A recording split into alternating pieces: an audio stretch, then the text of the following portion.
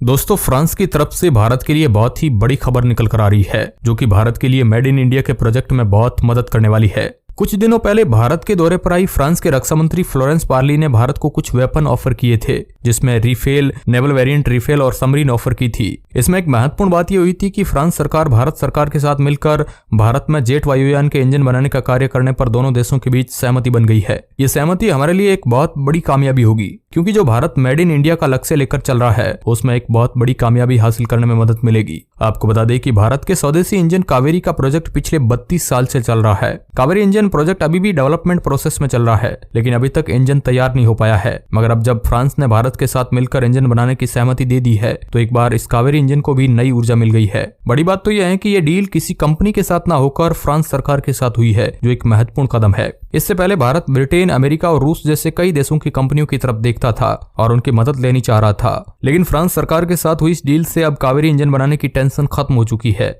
ये बात हमारे देश के रक्षा मंत्री खुद श्री राजनाथ सिंह जी ने कही है। द इकोनॉमिक टाइम्स के आर्टिकल के अनुसार उन्होंने बताया कि फ्रांस की एक लीडिंग फर्म भारत में आकर भारत के मिलिट्री प्लेटफॉर्म पर इंजन बनाने में हमारी मदद करेगी। इसमें टीचिंग पार्टनरशिप मॉडल के तहत फ्रांस की कंपनी भारत की कंपनी के साथ मिलकर जॉइंट वेंचर्स का कार्य करेगी, ठीक उसी प्रकार जिस प्रकार पहले भारत ने रसिया के साथ ब्रह्मोस मिसाइल के लिए की थी। फ्रांस और इंडिया का यह जॉइंट वेंचर भारत में सिर्फ केवल इंजन तैयार करने का कार्य करेगा। भारत में बने इस इंजन का प्रयोग भारत अपनी मर्जी से किसी भी प्रकार के हथियारों में फिट करने के लिए कर सकता है, लेकिन ये इंजन किस में लगेंगे ये अभी तक नहीं बताया गया है, क्योंकि हमारे गृह मंत्री राजनाथ सिंह ने स्पष्ट रूप से ये नहीं बताया है कि ये इंजन किसी जेट वायुयान के होंगे या किसी अन्य हैवी लिफ्ट हेलीकॉप्टर के। मगर जो भी हो, भारत को अपना स्वदेशी इंजन बनाने में फ्रांस सरकार के साथ जो डील हुई है उससे मेड इन इंडिया के तहत अपने कई प्रकार के फाइटर जेट और हेवी लिफ्ट हेलीकॉप्टर बनाने में बड़ी कामयाबी जरूर मिलेगी। दरअसल भारत आगे आने वाले कुछ ही सालों में चिनूक और मी 70 हेवी लिफ्ट हेलीकॉप्टर भारत में ही बनाने का प्लान कर रहा है। उसके लिए एक हेवी पावर वाला इंजन चाहिए, इसलिए कुछ एक्सपर्ट्स ये भी मानते हैं कि फ्रांस के साथ हुई इस डील में